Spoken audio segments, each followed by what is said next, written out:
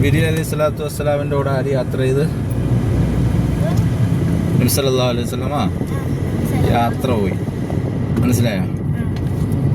അങ്ങനെ യാത്ര ചെയ്തുകൊണ്ടിരിക്കുന്നതിനിടയിൽ മുത്തുനബി സല്ലല്ലാഹു അലൈഹി വസല്ലമക്ക് എന്ത് കിട്ടി? ഒരു മുല്ലപ്പൂവിൻ്റെ മണം. അപ്പം ചോദിച്ച്, ഇത് എവിടുന്ന ഈ മണം? അപ്പോൾ ജിബ്രീൽ അലൈഹി സ്വലാത്തു വസ്സലാം പറഞ്ഞു, അത് ആ ഖബറിൽ നിന്നാണ്. അപ്പം നബി സല്ലല്ലാഹു അലൈഹി വസല്ലം അത്ഭുതത്തോടുകൂടെ ചോദിച്ചു, ആരുടെ ഖബറാണത്? അത്ഭുതം വരൂലേ? കാരണം ഖബറിൻ്റെ അകത്തുനിന്ന് മുല്ലപ്പൂവിൻ്റെ മണമൊക്കെ വരിക എന്ന് പറഞ്ഞാൽ അല്ലേ, അത്ഭുതമല്ലേ? അങ്ങനെ നബി ചോദിച്ചവൻ പറഞ്ഞത് മാഷിത്ത എന്ന് പറയുന്ന ഒരു മഹദിയുടെ ഖബറാണ്. അതിൽ നിന്നാണ് എന്ത് വരുന്നത്? ഈ മുല്ലപ്പൂ സ്മെല്ല്, അതിൻ്റെ ആ ഒരു സുഗന്ധം പുറത്തേക്ക് വരുന്നത്. അപ്പോൾ എന്താണ് അതിന് കാരണമെന്ന് ചോദിച്ചപ്പം ജിബ്രീൽ അലൈഹി സ്വലാത്തു വസ്സലാം പറഞ്ഞു കൊടുത്തതേ, അതിൻ്റെ ആ പറഞ്ഞു കൊടുത്ത മറുപടിയുടെ ചുരുക്കം നോക്ക്, ഞാൻ പറഞ്ഞുതരാം. മഷിത ബീബി ഒരു മുല്ലപ്പൂവായിട്ടാണ് ജീവിച്ചത്. എവിടെ? ഈ ലോകത്ത് ജീവിച്ചത്. മനസ്സിലായോ? അപ്പം അങ്ങനെ ജീവിച്ചതിപ്പോൾ ഖബറിലും മുല്ലപ്പൂവിൻ്റെ മണം തന്നെയാണ്. മനസ്സിലായോ?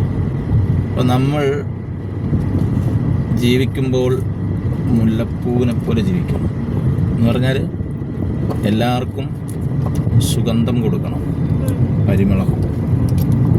നമ്മളെ സ്നേഹിക്കുന്നവർക്കും നമ്മളെ ദ്രോഹിക്കുന്നവർക്കും ഒക്കെ എന്താ കൊടുക്കേണ്ടത്? സുഗന്ധം കൊടുക്കണം. അതാണ് മുല്ലപ്പൂ ചെയ്തുകൊണ്ടിരിക്കുന്നത്. മനസ്സിലായോ? അപ്പം അങ്ങനെ ആരോടും വെറുപ്പും വൈരാഗ്യവും വിദ്വേഷവും ഒന്നും മനസ്സിലുണ്ടാവരുത്. മനസ്സിലായോ? എല്ലാവരോടും സ്നേഹമായിരിക്കണം. എല്ലാവരോടും ബഹുമാനമായിരിക്കണം. അവിടെ ജാതിയും മതമൊന്നുമില്ല. മുല്ലപ്പൂ എറിഞ്ഞ് താഴെ ഇടുന്നവർക്കും മുല്ലപ്പൂ അത് നട്ടു വളർത്തുന്നവർക്കും അതിനെ ഇഷ്ടപ്പെടുന്നവർക്കും എല്ലാവർക്കും മുല്ലപ്പൂ എന്ത് ചെയ്യും? സ്നേഹവും സുഗന്ധവും ഒക്കെയാണ് സമ്മാനിക്കുന്നത്. മുല്ലപ്പൂ ആവണോ അതല്ല കടലാസ് ചെടി ആവണോ? മുല്ലപ്പൂ ആണോ? Good girl. മനസ്സിലായോ? ഓക്കെ അല്ലേ?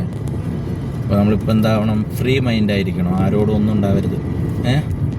ഓക്കെ. മക്കത്തെ മാംഗല്യരാവ് ഖദീജത്തിൻ കല്യാണ നാട് മുഞ്ചുള്ള തേരിലങ്ങേറി എത്തിയല്ലോ മണിമാരൻ. മക്കത്തെ മംഗല്യരാവ് ഖദീജത്തിൻ കല്യാണ നാട് മുഞ്ചുള്ള തേരിൽ